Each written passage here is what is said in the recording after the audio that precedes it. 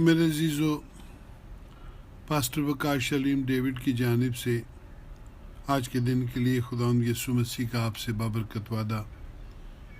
खुदावंद के ज़िंदा पाक कलाम में से पढ़ेंगे यशायाह 30 बाब और उसकी 15वीं आयत। कलाम खुदा में यूँ लिखा है, वापस आने और खामोश बैठने में तुम्हारी सलामती है, आमीन। जब खुदा बनी इसराइल को मिस्र की गुलामी से निकाल कर मूसा की राहबरी में ले चला तो बनी इसराइल के सामने उनका रास्ता रोकने के लिए समुंदर था और फिरौन भी पीछा करते हुए उनके करीब आ पहुंचा।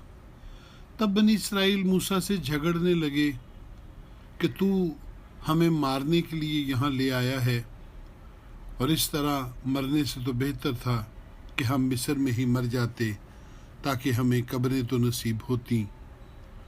उन्होंने ये भी कहा कि इस रिहाई से तो वो गुलामी बेहतर थी।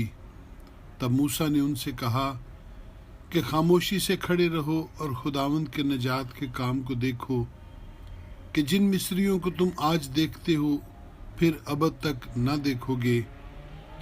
इसके बाद बनी इसराइल तो समुंदर पार उतरे, लेकिन उन मिस्रियों को खुदा ने समुंदर में डुबो दिया, उनमें से एक भी ना बचा। बनी इसराइल ने उन मिस्रियों को फिर जिंदगी भर न देखा।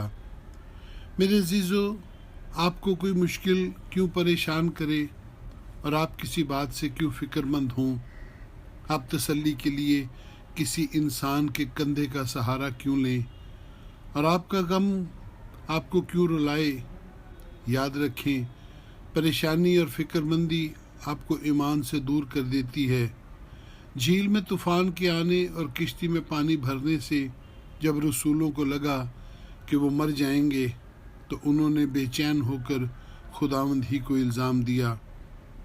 बुड़बुड़ाना और बेदिल होना आपको ऐसे मुकाम पर ले आता है कि आप खुदा पर भरोसा करने वाले नहीं रहते, बल्कि खुदावंद से लड़ने वाले बन जाते हैं। इसीलिए लिखा है कि खौफ न कर, फ़कत एतकाद रख। अगर आप अपनी परेशानियां लेकर खुदावंद के पास आएं तो याद रखें, आप उन दुखों को फिर ज़िंदगी भर न देखेंगे। खुदावंद आपका खुदा उन्हें अपनी कुदरत के समुंदर में डुबो देगा। आमीन सुम आमीन। खुदावंद आपको बरकत बख्शे।